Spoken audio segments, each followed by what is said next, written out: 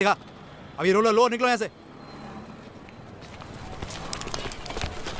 Total जो खर्चा हुआ उसमें पुलिस स्टेशन में आपकी जमानत करवाई उसका 11,000, रिश्वत दी उसका 5,000, आगे खाने पीने का 300 रुपया और ये तेरे बाप का है, तेरे बाप का है। पैर हटा हटा पैर। एक काम कर, गद्दा ऊपर डाल, सो जा। निकल यहाँ से, निकल निकल। टोटल बिल 8,900, चाय पानी का अलग।